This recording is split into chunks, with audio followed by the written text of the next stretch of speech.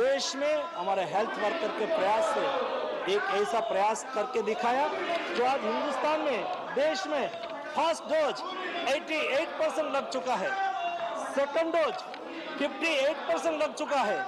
देश की ज्यादातर पॉपुलेशन आज वैक्सीनेटेड है और ये वैक्सीनेशन अभियान के माध्यम से हमारे देश के नागरिकों को कोविड के सामने एक महत्वपूर्ण सुरक्षा हासिल हुई है। और आज देश में हर राज्य के पास वैक्सीन का पर्याप्त मात्रा में उपलब्ध स्टॉक है। 17 करोड़ डोज सब स्टेट में पड़ा हुआ है और उसके अलावा हमारी मैन्युफैक्चरिंग कैपेसिटी भी बढ़ी है। आज 31 crore dose per month India में मैन्युफैक्चरिंग कैपेसिटी है और अगले 2 महीने में वो बढ़ के 45 crore dose per month capacity होने जा रही है। Indian research, Indian manufacturers vaccine की संख्या भी आज 2 है। 2 और कंपनी का डेटा सबमिट हो चुका है और अगले दिनों में उसको भी इमरजेंसी यूज ऑथराइजेशन मिलने की संभावना है। ये हमारे लिए और देश के लिए गौरव की बात है। माननीय अध्यक्ष महोदय, जब ऐसी स्थिति होती है तब देश स्वाभाविक तौर पर गौरवान्वित होता है, देश का एक हौसला होता है। और मुझे आपके माध्यम से बताना है कि ये सब विषय पर जब चर्चा होती है तब सब सम्मानित सदस्य उसमें चर्चा में भाग लेते हैं। देश ने जो सराहनीय कार्य किया है, 100 करोड़ से अधिक डोज देश में आज 137 करोड़ डोज, 137 करोड़ डोज आज देश में एडमिनिस्टर हो चुका है। एक विश्व रिकॉर्ड भी है और हमारे लिए एक बहुत बड़ी उपलब्धि है। उसकी प्रशंसा क्यों न करें, उसकी सराहना क्यों न करें। एक दिन में 2.5 करोड़ डोज एडमिनिस्टर होना ये भी बहुत बड़ी बात है। मुझे माननीय अध्यक्ष महोदय, मुझे एक विषय याद आ रहा है। जब मैं प्राइमरी स्कूल में पढ़ता था और जब मैं प्राइमरी स्कूल में पढ़ता था तब हमारे राकेश शर्मा अवकाश में गए थे और उस वक्त हम तो बच्चे थे प्राइमरी स्कूल में, लेकिन वो आकाश में गए और उस वक्त तत्कालीन प्रधानमंत्री इंदिरा जी के साथ उन्होंने आकाश में बात की अवकाश यात्री के रूप में। और बातचीत में उन्होंने पूछा कि हिंदुस्तान वहां से कैसे लग रहा है।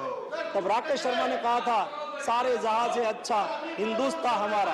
और इस बात पर देश में स्कूल में मिठाई बटी थी। हमें ये नहीं पता था कि किसके लिए राकेश शर्मा जी अवकाश में गए, अवकाश यात्री है क्या है, हमें पता नहीं था। लेकिन हमें केवल इतना पता था कि देश में कुछ अच्छा हुआ है और अच्छा हुआ था तो मिठाई बटी थी और उसमें सब लोग जुड़े थे सराहना करने में। जब देश में कुछ अच्छा होता है तब सब लोग उसकी सराहना करें, ये आवश्यक होता है और करते भी है। लेकिन हमारे यहाँ कभी कभी पॉलिटिक्स को लेके ऐसा प्रसंग भी हमारे विपक्ष के लोग चुक जाते हैं। और जब 2.5 करोड़ डोज एक दिन में एडमिनिस्टर होना, कई कंट्री से तो डबल, कई कंट्री का पॉपुलेशन जितना एक दिन में डोज एडमिनिस्टर हो गया, देश की जनता ने किया। और ये भी प्रधानमंत्री जी के जन्मदिन के अवसर पर। और प्रधानमंत्री जी के जन्मदिन के अवसर पर देश की जनता स्वयं आगे आई। यहाँ से कोई ऐसा फरमान नहीं निकला था। सभी को प्रधानमंत्री जी को हम क्या तोहफा दे सकते हैं? क्या देश के नागरिकों की हेल्थ सुरक्षा देके हम प्रधानमंत्री जी का जन्मदिन मनाए, सेवा कार्य करके मनाए?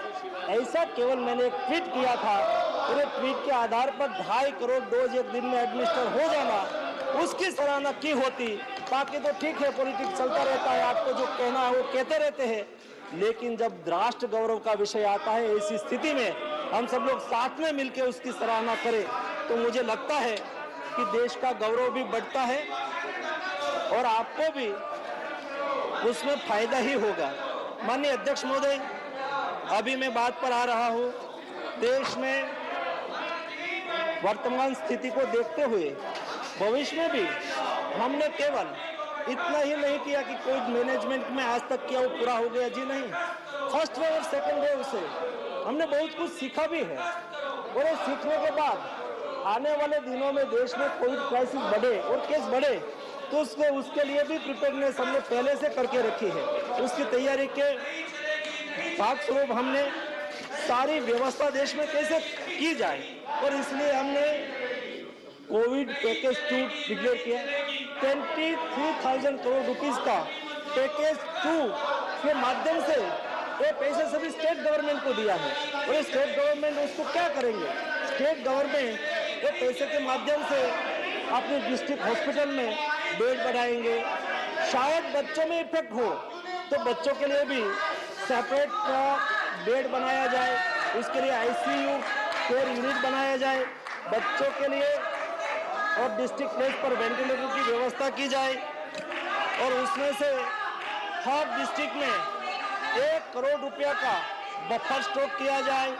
उसमें सारी व्यवस्था डिस्ट्रिक्ट और ब्लॉक लेवल पर तैयार हो जाए, जैसे कि भविष्य में केस बढ़े तो भी हमें चिंता ना रहे, तो भी हम उसका मैनेजमेंट कर सके। ये व्यवस्था भी हमने करके रखी है। और उसके अलावा अभी जो मैं वर्तमान समय की बात करूं तो वर्तमान समय में ओमिक्रॉन केस अभी दिखाई दे रहा है। ओमिक्रॉन के सामने लड़ने के लिए भी हमने पहले से ही तैयारी रखी है। देश में ओमिक्रॉन केस बढ़े, ऐसी स्थिति में हम क्या करें? ओमिक्रॉन क्या है? ओमिक्रॉन एक डेल्टा वेरिएंट का म्यूटेट वेरिएंट ओमिक्रॉन है, और वो सबसे पहले नवंबर में 24 नवंबर को अफ्रीका में पाया गया। और अफ्रीका में ये दिखने के बाद और कंट्री में बोत्सवाना और अदर नॉर्वे वगैरह कंट्री में भी ये वेरिएंट दिखा।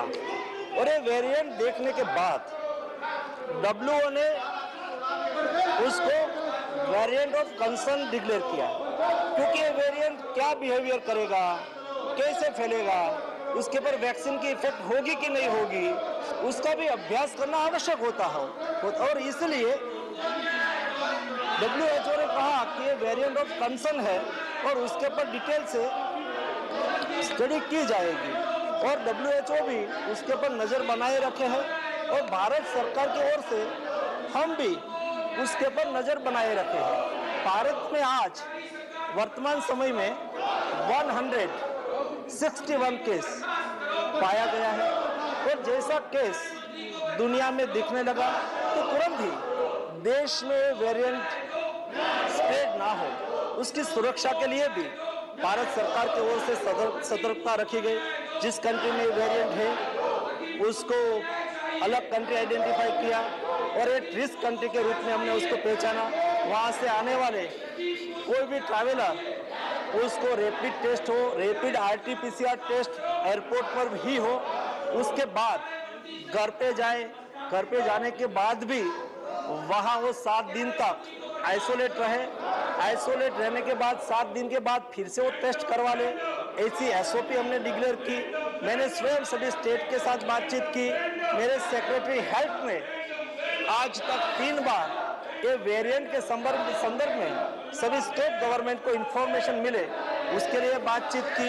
रेगुलर एक्सपर्ट टीम के साथ हम बैठ के दुनिया में क्या स्थिति है, देश में क्या स्थिति है, एक वेरिएंट की क्या इफेक्ट हो रही है, वैक्सीनेटेड लोगों पर क्या इफेक्ट हो रही है, अनवैक्सीनेटेड लोगों पर क्या इफेक्ट हो रही है, ये सारी स्थिति का हम डे टू डे आकलन कर रहे हैं। जैसे भविष्य में हमने फर्स्ट और सेकंड वेव के दरमियान जो सीखा है, उसके आधार पर भविष्य में देश में वेरिएंट फैले तो दिक्कत ना आए, इसलिए पर्याप्त मात्रा में सभी स्टेट के पास मेडिसिन हो।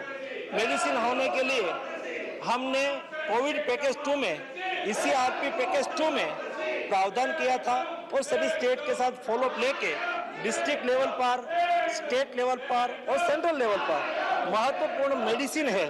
ये मेडिसिन की बफर स्टॉक की हमने ऑलरेडी व्यवस्था कर ली है। ये बफर स्टॉक भविष्य में जो केस बढ़ेंगे तो बफर स्टॉक का उपयोग किया जाए, और आने वाले दिनों में इस क्राइसिस में हमें दिक्कत ना हो, ये भी हमने व्यवस्था करके रखी है।